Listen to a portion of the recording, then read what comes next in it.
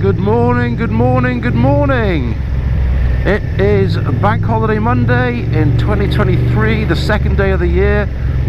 I'm having my first bike ride, and yes, my first bike ride is out on the VTR1000. There's a very good reason for being on the VTR1000, and that's because Nick, who's in front of me, my best mate, has bought a bike. You're joking. Not another one? He's changed his BMW S1000 and he's bought a brand new Ducati Streetfighter V2, and it is absolutely gorgeous. I mean, mind-blowingly stunning. He's got it in the matte green colour as well, which is superb. Absolutely love that to bits. So yeah, so that's why I'm out. That's why I'm out in the VTR, because I didn't feel it was fair on him for me to be out on the Sportster, and him having to slow down every corner for me to catch up. I'm also trying out this little contraption here. I don't know if it's working, I don't really know what it's doing. I bought it second hand on eBay, and it's one of these 360 camera thingies. I'm trying it so I can get a different perspective on stuff like this, but also because it gives me different options with regards to filming. Now I know a lot of people out there, including myself, aren't big fans of the 360 cameras, and the reason for that is some people overuse them and overdo the technology, and actually I feel quite nauseous when I watch some of them. A couple of channels do it really well though. I mean, New Biker has done a few very good videos using it, and also Bandit Man UK amongst others, and they really use the technology at its best and make the most of it. So my intention is to use it for a bit of extra, not to go out there making you feel like you're stuck in a washing machine. So we're out for a ride.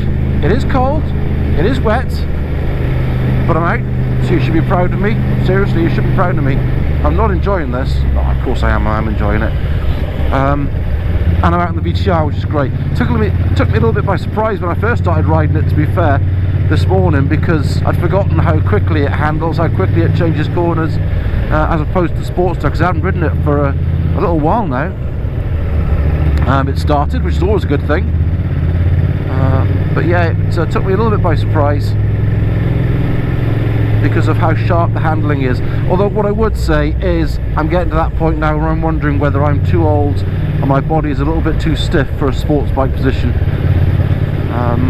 or maybe it's just the leathers that I've got are just too tight, stopping me bend and stuff like that. But I mean, it has been Christmas, let's be fair. But now a little bit of aching on the wrists now. I can feel it in my forearms, and I know there'll be guys out there that are, you know, older than me and can still manage it, but we're all different, aren't we? We all have different abilities, different strengths, different weaknesses, and our bodies age in different ways. So I am wondering whether this thing might now become a museum piece in my garage, to be polished regularly and only taken out on very rare occasions.